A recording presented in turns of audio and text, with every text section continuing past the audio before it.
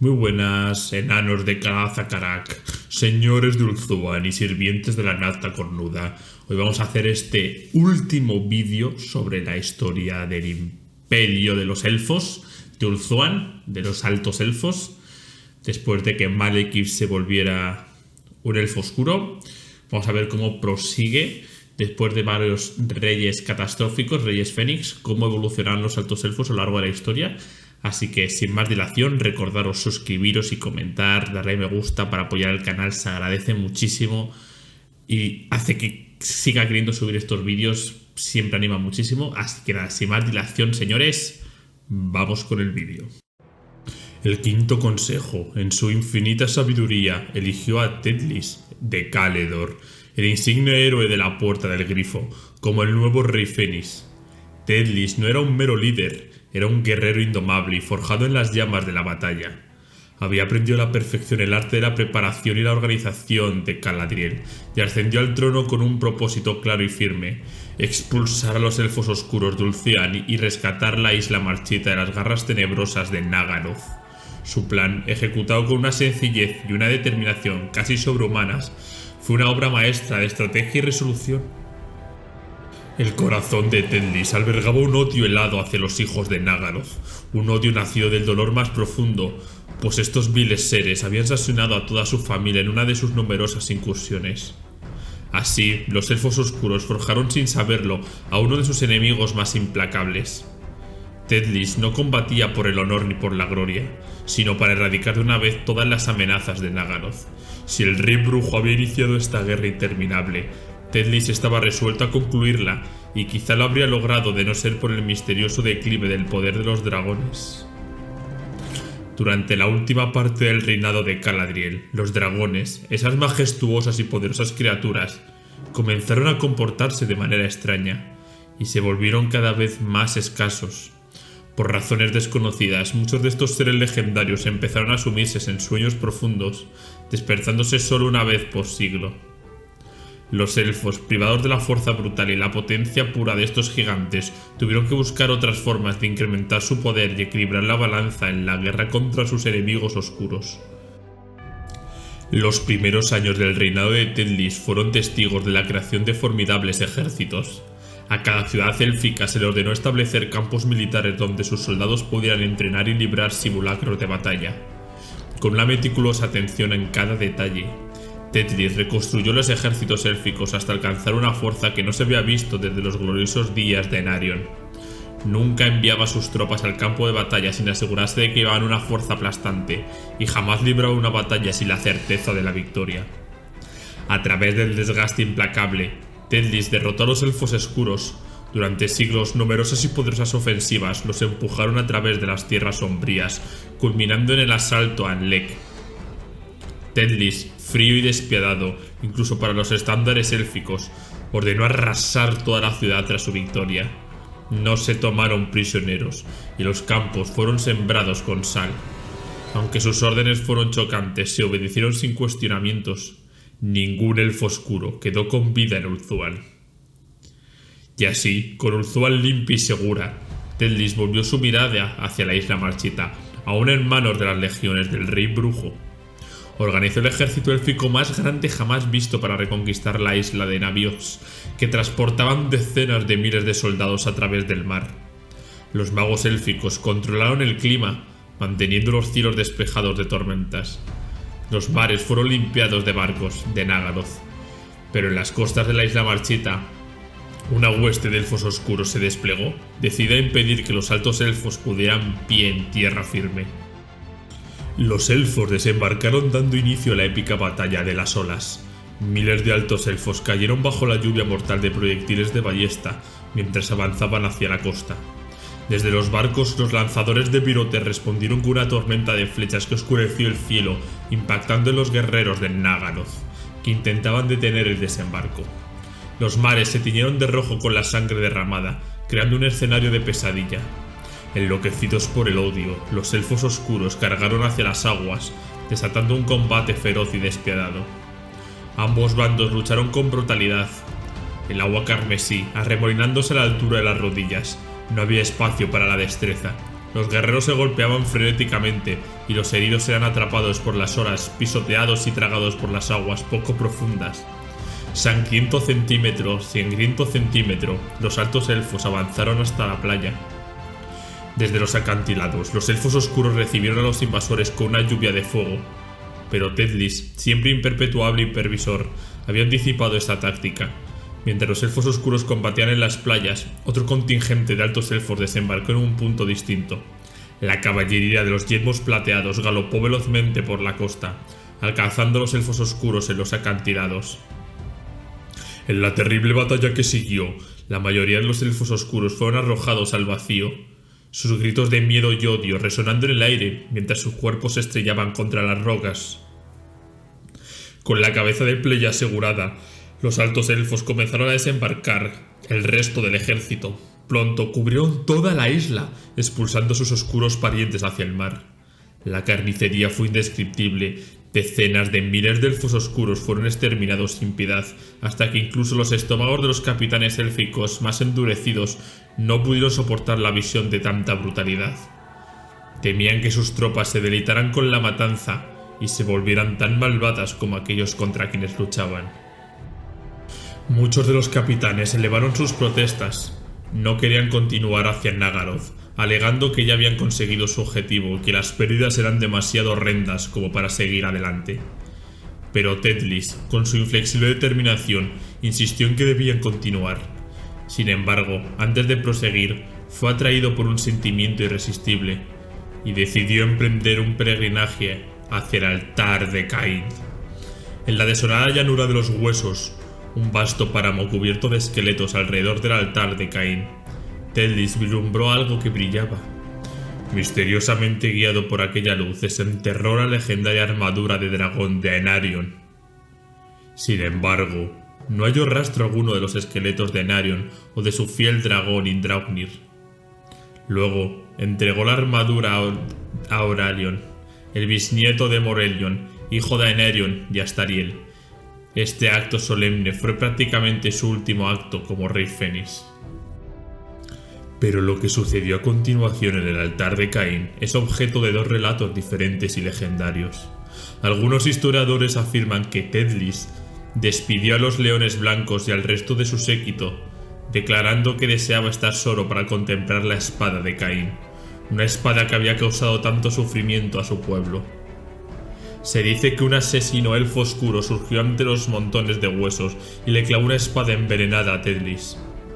Otros, sin embargo, narran que Tedlis decidió a terminar la guerra de una vez por todas, empuñó la espada de Caín. Cuando la espada comenzó a moverse bajo su mano y a liberarse, uno de los guardias personales, temeroso de las consecuencias de desenvainar nuevamente esta arma mortal, lo mató antes de que pudiera librarla por completo. Nadie sabe con certeza qué ocurrió. Los sabios están divididos al respecto. Lo único seguro es que Tedlis pereció en ese lugar, y sin su liderazgo, su gran ejército abandonó la isla marchita y emprendió el regreso a casa. Con su pueblo agotado por las interminables guerras, los elfos del Sexto Consejo, en su infinita sabiduría, eligieron a Bel-Coradris de Saferi como nuevo rey de Fénix. Bel-Coradris, un príncipe hechicero y renombrado sabio, tuvo el segundo reinado más largo de todos los reyes Fénix. Aunque nunca desatendió la defensa de su reino, creía fervientemente que la magia por sí sola podía salvaguardar Ulthuan de cualquier amenaza. Así comenzó la gran era de la erudición élfica, un periodo recordado por una paz casi interrumpida. Bajo su gobierno, Ulthuan floreció en sabiduría y prosperidad. Los elfos recordaban esos tiempos como el amanecer de una segunda edad de oro. Los elfos oscuros de Nagaroth, debilitado por la matanza de Tedlis, se mostraban reticentes a intentar algo más que meras incursiones, limitándose a actos de piratería y bandaje. Fue una bendición para los altos elfos que sus antiguos enemigos se mantuvieran tranquilos, pues la guerra de Tedlis había dejado gran parte de Ulthuan en ruinas, con innumerables aldeas y ciudades devastadas por el conflicto entre la luz y la oscuridad. Peor aún, la constante demanda de guerreros había dejado las laderas de las montañas de Anuli desprotegidas frente a los monstruos de los picos. En respuesta, la primera acción de Bel-Coradris como rey Fénix fue decretar una era de renacimiento. Las tierras devastadas serían recuperadas, los asentamientos destruidos, reconstruidos, los monstruos expulsados, la gloria de Ulthuan sería restaurada. Durante el largo y sabio reinado de Bel-Coradris se construyó la magnífica Torre Blanca de Joeth, en un lugar auspiciado por los geomantes. Durante 1000 años, los elfos levantaron esta inmensa estructura que casi rozaba el cielo. Solo el poder de la magia permitió la creación de una torre tan colosal. Los artesanos trabajaron durante siglos en las intrincadas inscripciones que adornaban la torre. Sin duda, esta fue la mayor contribución de Bel-Coradris al renacimiento de Ulthuan, una ciudadela de magia y sabiduría. Los sabios reunieron conocimiento de todos los rincones del mundo, mientras los magos escribían pergaminos con los hechizos más poderosos para preservarlos en sus vastas bibliotecas.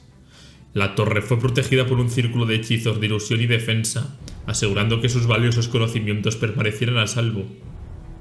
Así, bajo la guía de Bel-Coradris, Ulthuan no solo se recuperó, sino que también alcanzó nuevas alturas de esplendor y sabiduría. A medida que la majestuosa Torre Blanca se alzaba hacia los cielos, el rey sabio Bel-Coradris fundó la Orden de los Señores del Saber de Joeth, destinados a ser los guardianes y pupilos del vasto conocimiento que allí se reuniría. En esta sagrada edificación se exploraron todas las áreas del saber, desde el arte de la guerra hasta la hechicería, la alquimia y la astronomía. Renombrados sabios y hechiceros de todo el mundo se congregaron en Joeth, creando un intercambio de conocimientos sin precedentes. Bajo la cúpula ausada, miles de filósofos debatieron sobre los más valiosos conocimientos y saberes prohibidos. Dentro de la gran biblioteca, un selecto grupo de señores del conocimiento comenzó a escribir el libro de los días, la magna historia del pueblo élfico que sería la base de todas las futuras narraciones. En esa era dorada, los maestros de la espada de Joeth se reunieron para perfeccionar el arte de la esgrima y proteger la Torre Blanca. De estos soldados estudiosos surgió la Orden de los Maestros Guerreros Errantes, dedicados a recorrer información de todos los continentes y llevar al cabo las misiones del Gran Señor del Conocimiento. Aunque la búsqueda del conocimiento fue una gran pasión de Bel-Coradris, él sabía que la sabiduría y la magia no serían suficientes para preservar Ulthuan. Reconoció que llegara el día en que los altos elfos necesitarían ser maestros en el arte de la espada. Por ello, alentó a los nobles de su corte a probar su valor personal aniquilando las bestias que vagaban por sus tierras. Así, el reinado de Bel-Coradris se convirtió en un renacimiento de la gloria personal no vista desde los tiempos de Narion. Nobles de todos los rangos aceptaron el desafío del rey Fénix, purificando los reinos de Ulthuan con fuego y espada, expulsando o eliminando a las criaturas que infestaban las montañas de Anuli. Sin embargo, la amenaza de estas criaturas nunca se extinguió por completo. Aunque de vez en cuando surgía un ejército lo suficientemente audaz como para adentrarse en las montañas de Anuli, podían pasar 1000 vidas y aún no encontrar las guaridas de las bestias. Cada vez que se relajaba la vigilancia, las viles criaturas volvían a deslizarse hacia el corazón de Ulthuan. Bel-Coradris no buscaba una victoria eterna contra los monstruos de las montañas, sino reclamar sus tierras y asegurarse de que la habilidad en batalla y la nobleza de Ulthuan no se oxidara en los años de paz relativa. Bel-Coradris murió justo después de que se completase la Torre Blanca, y fue enterrado entre sus cimientos con gran pompa y ceremonia. Es el único rey Fénix que no fue embarcado en las naves blancas de la Guardia del Fénix. Se dice que su espíritu aún vaga por las criptas de la torre, y que en ocasiones guía y ayuda a los sabios en sus investigaciones. Su legado perdura no solo en la estructura física de la torre, sino también en el espíritu inquebrantable de ella. Aetis de Saferi fue elegido para suceder a Bel-Coradris. Fue el primer rey Fénix que no heredó un reino inestable ni accedió al trono al final de una larga guerra. Durante su reinado, la paz continuó floreciendo. Los elfos oscuros permanecían en un inquietante letargo en Nagaroth. Sus incursiones cesaron y muchos creían que se trataba de una raza en vías de extinción, apagándose poco a poco. Incluso se rumoreaba la posible muerte del rey brujo. Los enanos también disfrutaban de la tranquilidad, contentos de que se les dejara en paz. Durante los primeros siglos del reinado de Aetis, llegó a Ulthuan la noticia de la fundación de un nuevo imperio humano, pero parecía que los altos elfos no tenían nada que temer. Aetis, un notable trovador y poeta, reunió a todos los grandes artistas de Ulthuan en su resplandeciente corte en Saperi. Poetas, dramaturgos, pintores, escultores, escritores y bailarines encontraron su hogar en su inmenso palacio de jade esculpido. Este periodo se convirtió en la edad dorada de la cultura élfica, durante la cual se crearon muchas de sus obras de arte, que aún perduran. Surgieron las legendarias obras de teatros de Tacelle y los retratos animados de Torreón Corazón de Fuego. Un ejército de escultores y artesanos embelleció las montañas de Cracia. Sobre la puerta del grifo se erigió un gigantesco grifo de más de 150 metros de altura que parecía saltar desde la montaña. La obra de los escultores era tan perfecta que se decía que el grifo cobraría vida para defender el paso si apareciera algún invasor. Se invirtieron grandes fortunas en proyectos tan grandiosos como estos. La ciudad de Lothern se transformó en un pequeño pueblo de pescadores a una metrópolis vibrante para acomodar el creciente comercio de las colonias y otros reinos. Se estableció contacto con el antiguo imperio humano de Katai. A la corte del emperador de Katai llegaron representantes del rey Fénix, estableciendo intercambios que trajeron seda, especias y jade, convirtiéndolos en bienes altamente apreciados. Bajo el reinado de Aetis, Ulthuan no solo prosperó, sino que también alcanzó nuevas cimas de esplendor cultural. Su legado no solo se medía en las obras maestras creadas durante su tiempo, sino en la paz y la prosperidad. Confinados en su poderío, los elfos comenzaron a reducir el tamaño de sus ejércitos y flotas. Después de casi 15 siglos de paz relativa bajo los reinados de Belcoradris y Aetis, los recuerdos de las guerras y las antiguas enemistades empezaron a desvanecerse. Se restablecieron contacto con los enanos para recuperar la corona del Fénix, pero aunque fueron rechazados, los elfos no lo tomaron como un insulto. Una complacencia insidiosa se instauró en el reino. Muchos nobles abandonaron sus deberes marciales y tradiciones, considerando que eran artes brutales indignas de tiempos de civilizaciones. En la corte surgieron facciones y las intrigas que antaño eran un peligro de pasatiempo se convirtieron en el modo de vida de muchos. Cuestiones que generaciones anteriores de príncipes habrían resuelto con la espada o la sabiduría, ahora se resolvían con adulaciones o epigramas mordaces. Extrañamente también fue durante este periodo que los elfos se dieron cuenta de que eran una raza en declive. Incluso durante los largos y duros años de paz, la población seguía disminuyendo. El número de nacimientos comenzó a descender, las grandes ciudades empezaban a vaciarse. Pero no todo Ulthuan estaba marcado por la indolencia. Al norte, el príncipe Valedor de Girion se aseguró de que las grandes puertas siempre estuvieran protegidas y que los guerreros recibieran el mejor entrenamiento y equipo disponible de Ulthuan. En una ocasión, Valedor descubrió a varios nobles de la corte del rey Fénix saqueando una de las armerías de la puerta del grifo. Decenas de carros ya estaban cargados con escamas de Ithilmar y de dragón finamente labradas cuando Valedor los interceptó. Confiados en su autoridad real, los nobles osaron informarle de que el rey Fénix deseaba usar el excedente como vestuario en su última obra de teatro. Lleno de cólera, Valedor mató a uno de los nobles de un solo golpe con un puño de hierro, lo que hizo que los demás huyeran aterrorizados, permitiendo que los guerreros de Valedor devolvieran las armas a su lugar. Más tarde se supo que Aetis no había dado ninguna instrucción. Los nobles habían actuado por iniciativa propia para ganar el favor del rey. Sin embargo, esto no salvó a Valedor. Poco a poco su nombre y reputación fueron destruidos por aquellos a quienes habían frustrado sus planes. En un año había sido despojado de todo el honor y título, y su familia perdió toda su riqueza. Resurgieron los cultos de los excesos, esta vez en secreto, volviéndose aún más atractivos para los hastiados aristócratas élficos. Con el tiempo, los maestros de la espada de Joed comenzaron a investigar estos cultos y informar de sus descubrimientos a la Torre Blanca. Sus hallazgos alarmaron tanto al Señor del Conocimiento que decidió informar al rey Fénix.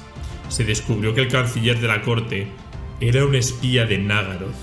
Cuando fue demascarado, clavó una daga envenenada en el corazón de Aetis. Y así, el octavo rey Fénix fue asesinado por quien parecía ser un amigo de absoluta confianza, una traición que sacudió los cimientos del reino y sumió al Ulthuan en una era de incertidumbre y peligro. El octavo consejo eligió a Morvael de Iberes Para suceder al asesinado rey Fénix, bajo el reinado de Aetis, Morvael había servido como el gran señor del conocimiento de la Torre Blanca. Aunque había estudiado la guerra en teoría, carecía de la experiencia directa en el arte de la batalla. Su primera acción tras ser coronado fue ordenar una expedición de castigo contra Nagaroth. Una flota élfica fue enviada al Gélido Norte, no solo para ser rápidamente masacrada por los elfos oscuros. Cuando los pocos supervivientes regresaron a Ulthuan con noticias de la derrota, el pánico comenzó a extenderse. Nadie esperaba una derrota. Habían supuesto que la amenaza de Nagaroth había sido casi extinguida, pero ahora se hacía dolorosamente evidente que los elfos oscuros simplemente habían estado reconstruyendo sus fuerzas en el silencio. Durante los reinados de Aetis y Bel-Coradris, los elfos de Ulthuan permitieron que sus flotas y ejércitos disminuyeran, lo que permitió a sus oscuros parientes alcanzarles, incluso superarlos en poder militar. Durante los años de paz, los sirvientes del rey brujo exploraron el nuevo mundo en busca de esclavos fuertes y belicosos. Ahora, los elfos oscuros podían desplegar grandes contingentes de guerreros humanos esclavizados por drogas y otras criaturas aún más siniestras. Un formidable ejército de elfos oscuros se apoderó de la isla marchita y navegó hacia Ulthuan, reconquistando la maldita ciudad de Anlek, y erigieron una gran fortaleza sobre sus ruinas. Luego avanzaron rápidamente hacia el sur, y solo pudieron ser detenidos tras una lucha desesperada en los alrededores de la Puerta del Grifo. La batalla fue feroz, con ambos bandos derramando sangre y vidas en un intento de dominar Ulthuan. La lucha alrededor de la Puerta del Grifo fue épica, con los altos elfos defendiendo cada centímetro de su tierra. Fue una confrontación que sacudió los cimientos del reino, recordando a todos que aunque la paz sea deseable, la vigilancia y la preparación son eternamente necesarios para mantenerla. Comenzó un nuevo periodo de guerras. Morvael, habiendo aprendido duras lecciones de sus primeras derrotas, eligió al formidable Menceus de Caledor como mariscal de campo. Desesperado por la escasez de soldados, instauró un sistema de reclutamiento obligatorio que ha perdurado hasta nuestros días en Ulthuan. Este sistema exigía que cada elfo pasara al menos una parte del año sirviendo en el ejército, autoabasteciéndose de su equipo de guerra. Tal reclutamiento permitió que, a pesar de la menguante población de Ulthuan, se levantasen ejércitos de ciudades soldados, muchos más poderosos de lo que cabrían esperar.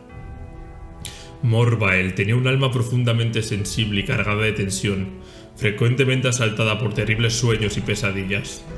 No le complacía mandar a sus amigos y conocidos y súbditos a la muerte, pero para preservar el reino, sus opciones eran limitadas.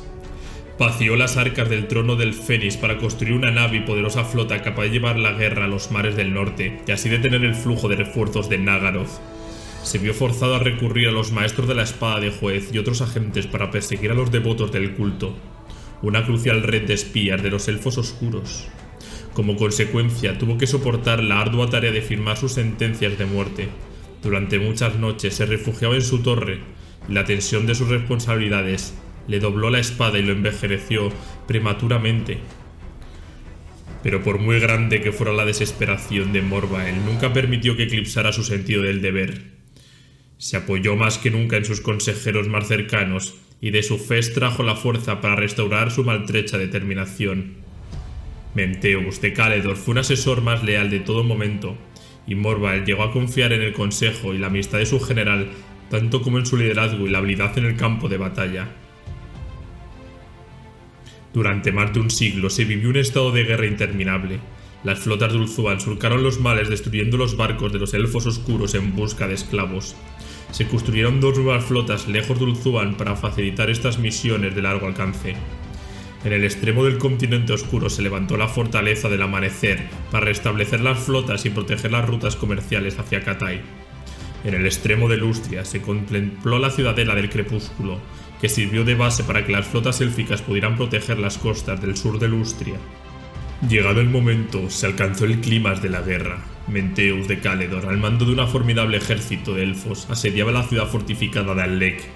Mientras tanto, Morvael, en el templo de Asurian, aguardaba con creciente angustia el desenlace de la batalla. Cada noche sus sueños se tornaban más aterradores, susurrando rumores de que el propio rey brujo se los enviaba para atormentarlo. Cada día que pasaba, la desesperación y el desánimo de Morvael aumentaban, alimentados por los informes de mensajeros que traían noticias de las bajas de su ejército. A pesar de los temores de Morvael, las fuerzas de Ulthuan lograron la victoria. Sin embargo, en la víspera del triunfo, los altos elfos sufrían dos tragedias devastadoras. El mismo día que Anlec cayó, Menteus, el héroe de Caledor, pereció mientras lideraba el asalto final. Su majestuoso dragón, Colmillo Nocturno, enloqueció por la furia y el dolor. Se desató una masacre, acabando con innumerables elfos oscuros y sus monstruosas huestes. La noticia de la muerte de Menteus rompió irrevocablemente el espíritu de Morvael. Exhausto hasta el límite, consumido por la desesperación y abatimiento, Morvael abdicó, entregándose a las sagradas llamas de Asuryan. Ningún mortal puede sobrevivir a esta prueba 2 veces. El cuerpo de Morvael ardió en la pira sagrada desde la medianoche hasta el mediodía siguiente, cuando el sol alcanzó su cenit. Un gélido viento del norte dispersó sus cenizas sobre el mar interior, llevándose con ellas el último vestigio de un líder que se fue consumido por el deber y el sacrificio. Después de la gloriosa victoria en Anlec, los elfos enfrentaron la necesidad imperiosa de elegir un nuevo rey Fénix. La elección más evidente, Menceur de Caledor, yacía muerto en el campo de batalla. En la corte las facciones se movían con astucia, cada una impulsando a su candidato. Algunos ansiosos por continuar la guerra apoyaban al hijo de Menceus, Alteus. Otros, agotados por la interminable sangría de vidas, abogaban por un monarca más inclinado a la paz, proponiendo a Cregan de Ibreves. El noveno consejo quedó atrapado en un estancamiento, forzado a buscar un compromiso.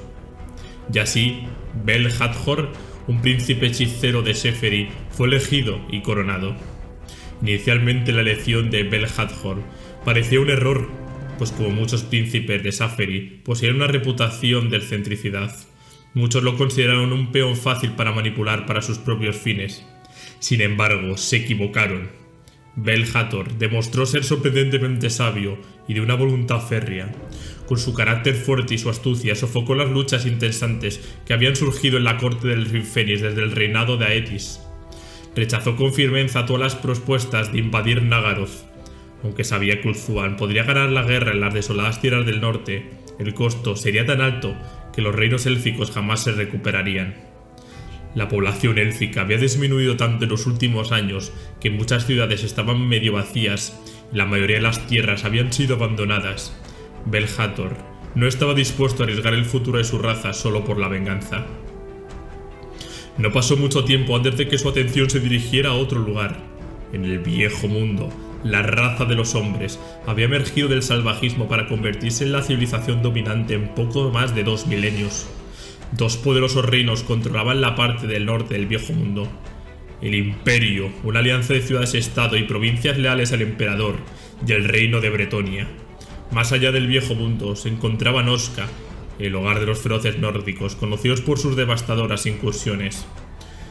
Bel-Hathor sabía que estos nuevos desafíos requerían no solo de su sabiduría y poder, sino también de la unidad y fortaleza de todo el reino.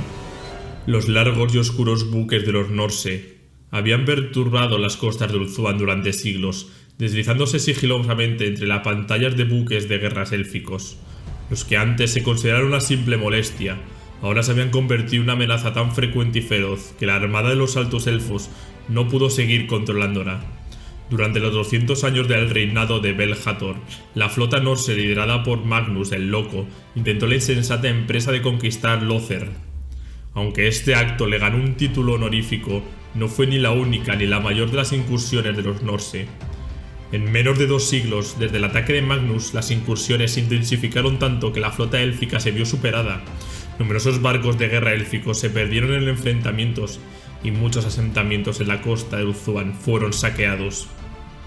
Viendo que los ataques empeoraban con el tiempo, Bel-Hathor convocó a los magos más poderosos de Ulthuan.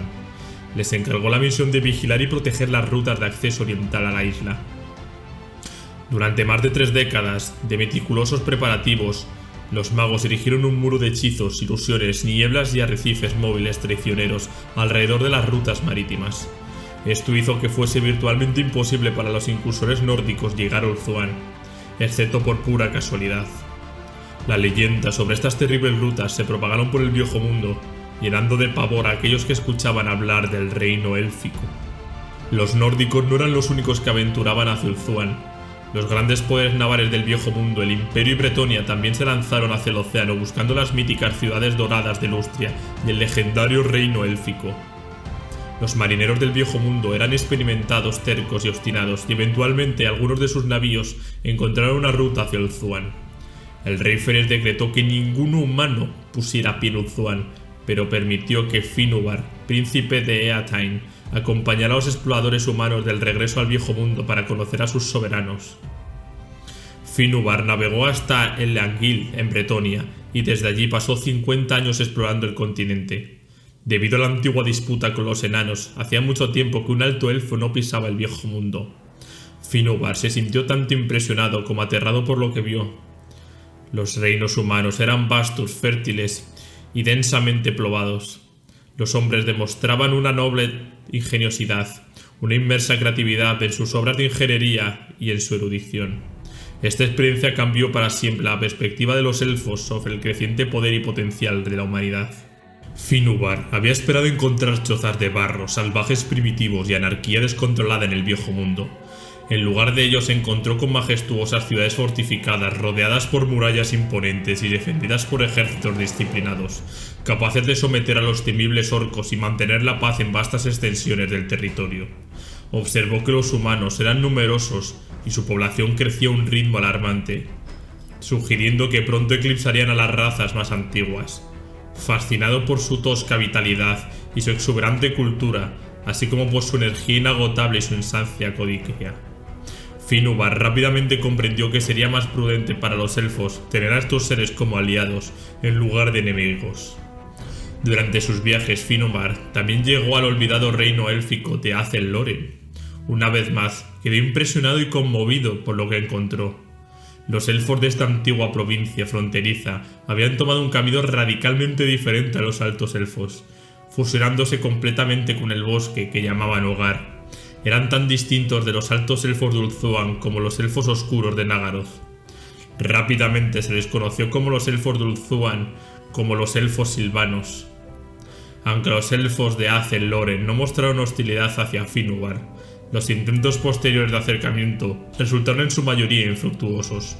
Sus embajadores enviados regresaron a Ulthuan con relatos de ser tratados con indiferencia en el mejor de los casos y con una clara hostilidad en algunos. Al regresar finalmente a Ulthuan, Finubar fue recibido como un gran héroe. Rápidamente informó al rey Fénix Bel-Hathor de sus descubrimientos. Impresionado por el informe detallado de Finubar, Bel-Hathor revocó su edicto anterior de que prohibía a los hombres del Viejo Mundo el acceso a Ulthuan. A petición de Finubar, la ciudad de Lothern se abrió a sus mercaderes humanos y les proporcionaron pilotos élficos para guiar sus flotas a través de las rutas hacia Ulthuan.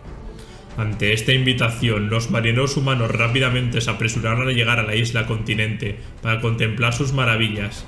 En poco tiempo, barcos procedentes del Imperio, Bretonia, Marienburgo y otros muchos lugares abarrotaron los puertos, ansiosos por visitar la ciudad élfica más importante. Así comenzó el segundo periodo de gran crecimiento de Lothern. El príncipe Finubar observó con satisfacción cómo su ciudad natal se transformaba en el puesto comercial más grande del mundo. Los humanos quedaron asombrados por la gracia y la majestuosidad de las civilizaciones élficas, y se sintieron gratamente complacidos con el comercio que allí realizaban. Los elfos, por su parte, se alegraban de contar con poderosos aliados en el Viejo Mundo. Bel-Hathor murió pacíficamente en una avanzada edad, y Finubar fue elegido como su sucesor. Bajo su liderazgo, Ulthuan continuaría prosperando, fortalecido por las nuevas alianzas y la sabiduría adquirida en sus viajes. Tras adquirir la inigualable experiencia durante su estancia en el Viejo Mundo, Finubar de Lothern emergió como el príncipe ideal para liderar esta nueva era. Su temperamento y experiencia lo prepararon para tratar con la raza humana, y como oriundo de Lothern, había crecido con una comprensión profunda de la importancia del comercio y una actitud tolerante y cosmopolita hacia el mundo, siguiendo los deseos de Bel-Hathor. El concilio eligió a Finubar como nuevo rey Fénix. Aunque la mayoría del consejo aceptó la elección, unos pocos miembros mostraron su descontento. Quizás pensaban que esta sucesión rompía con la tradición, pero es más probable que sus sentimientos nacieran de la envidia. Las acciones de Finubar no ayudaron a disipar estas preocupaciones. Desde el primer día dejó sus asuntos cotidianos en manos de sus cortesanos más confiables y durante los primeros años de su reinado pareció un visitante en su propio reino, pues pasaba largas temporadas explorando el mundo. Los rivales de Finúbar no tardaron en extender rumores de su ausencia, con la esperanza de reclamar el trono del Fénix. Estas lenguas viperinas fueron silenciadas abruptamente cuando la reina eterna Alariel llegó sin previo aviso a una asamblea del Consejo Regente. De pie ante el trono del Fénix, su mirada fulgurante se clavó en cada miembro del consejo. Con voz gélida les recordó a los príncipes a quien debían su lealtad. Desde ese momento, las críticas al gobierno de Finúbar acabaron. Con el paso de los años, los viajes de Finúbar se hicieron más esporádicos, aunque nadie podía decir si su ansia de viajes se había apaciguado o si simplemente ya había encontrado lo que buscaba.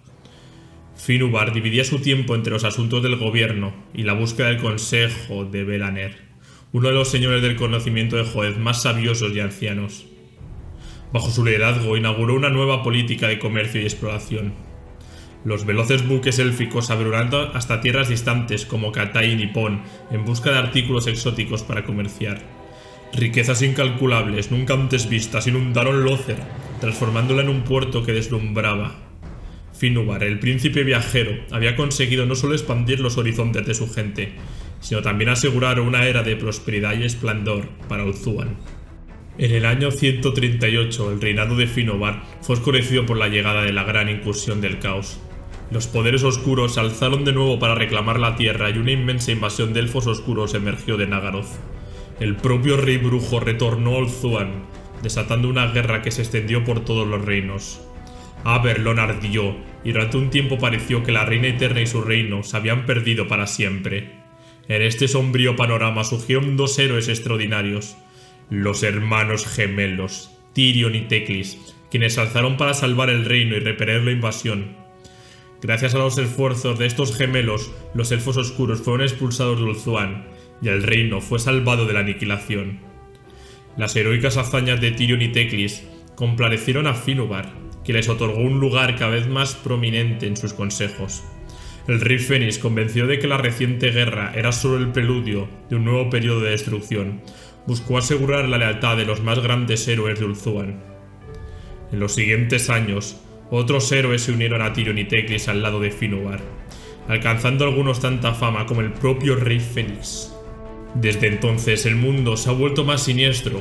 A pesar de la protección mágica erigida durante el reinado de Belcoradris, las incursiones de los nórdicos se han vuelto cada vez más frecuentes. Una horda de goblins liderada por Grom el Panzudo de las Montañas Nublada saqueó el este de Ulthuan. Los incursores elfos oscuros han cometido innumerables actos de piratería. La prometida nueva edad dorada se ha desvanecido, y los elfos y sus nuevos aliados han tomado las armas una vez más. Para los elfos el presente es una época que promete tanto renovación como destrucción. Sus viejos enemigos se han fortalecido, mientras que ellos se van debilitando. Aunque pocos humanos lo perciben, Ulthuan está en declive. Todavía puede reunir la flota más poderosa del mundo conocido y sus ejércitos son temidos, pero el reino es solo una sombra de lo que fue. Muchos en Ulthuan creen que los días de gloria de los elfos ya pasaron.